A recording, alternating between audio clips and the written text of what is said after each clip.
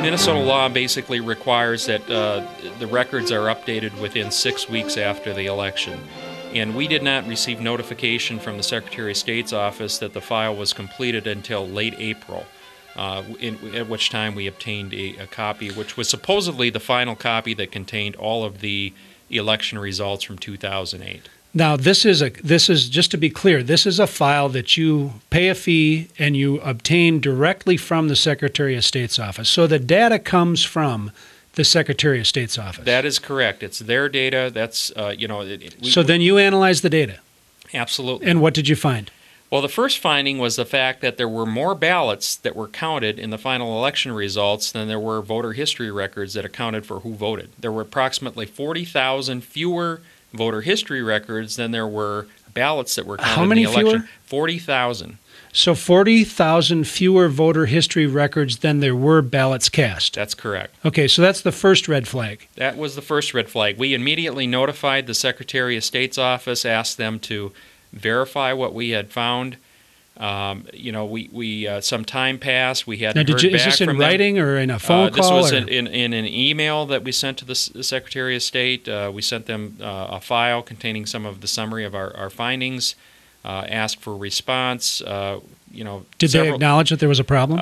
They didn't initially, no. I mean, it took several days. In fact, I think almost a week passed, and then we finally called them back and asked them, what's up?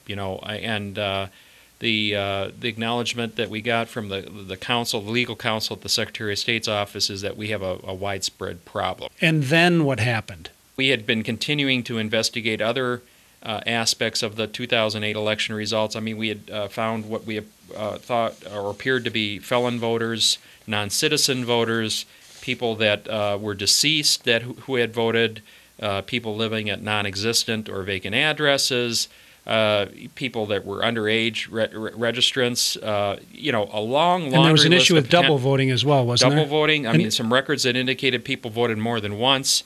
And several of these were the same issues that we brought up before the election. But it was very clear that the Secretary of State was going to do nothing about this. In fact, our effort to have the counties investigate it proved that they weren't going to investigate it. So at that point, we decided we needed to get another party involved in looking at this. So we filed a lawsuit against the Secretary of State in several counties based upon the fact that the major complaint within the lawsuit was the discrepancy between the number of ballots and the number of voter history records. That fact, and then combined with the fact that they were almost 6 months late in getting their records up to date, that was the essence of our case. Wow, it's a huge issue. And one of the reasons why we're taking the time to do these Minnesota Majority Reports is because these issues are so big and they get so complicated, they almost become incomprehensible to the average Joe that's watching the headlines from day to day. Not only does the media not necessarily cover these issues, but if you do get your teeth into the issue, there's so many different facets to it. We're about a year later now. This story started out with the pre-election problems that we had last year.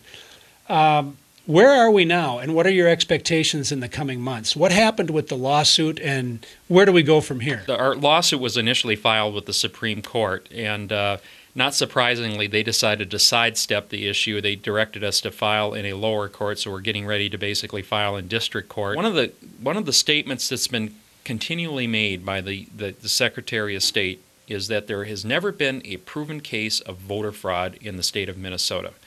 And what we find very interesting about that is that Ramsey County right now is, as we understand it, investigating over 100 cases of potential voter fraud involving felons. They've got 18 indictments and 5. To where you have felons that actually are precluded from voting in the election and they actually executed ballots. Right. 18 indictments so far and 5 convictions.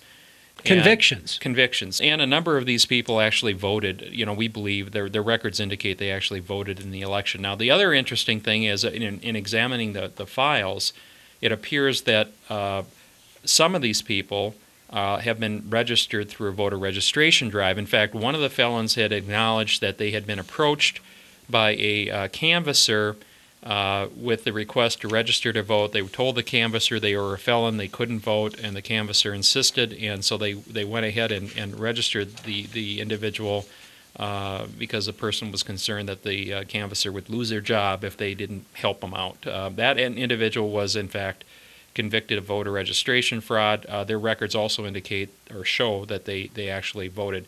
But the whole issue surrounding ACORN and its potential involvement in the election, this is a typical tactic that's used by ACORN, and what we really would like to have done here or see have done is an investigation. With all of the research that you've done, and you've made it available on minnesotamajority.org, on the resources page under election integrity, there's a step-by-step chronology of everything that you've done. You've been very transparent about the process of research and investigation on your part.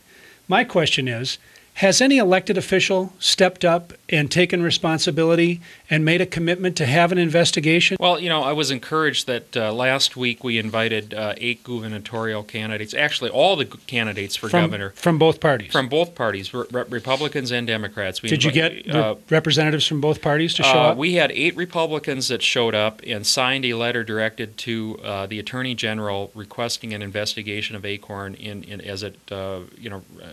its actions in the 2008 election. So, for whatever reason, the Democratic candidates chose not to participate in that. We did have one minor candidate from the Democratic side that did show up and sign the letter. There's been over 1,300 people now from Minnesota Majority that have weighed in on this issue by signing a petition requesting investigation. And I would encourage people that are listening today that are concerned about this to go to the website acornpetition.com, and they can sign a petition requesting an investigation. The other thing we did do last week is we sent a letter to the Department of Justice. One of the aspects of this is that we believe that there have been violations of law, both state and federal law, on the part of election officials. In particular, the Secretary of State, we believe, is in violation of the Help America Vote Act. That act requires that the state's chief election official, which is Secretary of State Mark Ritchie, be responsible for doing certain maintenance to voter registration records, and the evidence that we've uncovered so far would suggest that maintenance has not been done. One of the reasons why ACORN has become such a target in this process, in the national news and locally in this conversation about Minnesota voter integrity, is that our Secretary of State and our Attorney General have both received funding in their campaigns from the ACORN PACs. Yeah, quite a coincidence. And in fact, I guess if I were sitting in either of those positions and had been endorsed by ACORN, I guess I would take a special interest in actually investigating the organization, because the lack of response on their part would suggest that they're in some way trying to protect the organization. And sunshine is good for everyone. We get some sunshine on the situation, maybe we can get to a conclusion and once and for all either affirm that our elections process is fair, honest, transparent, or that we have changes to make. And thanks very much for taking the stand and allowing us to participate in Minnesota Majority so that we can go to minnesotamajority.org and get the resources to become the activists. Make up your own mind.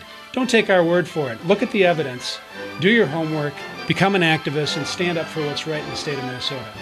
This is the Minnesota Majority Report.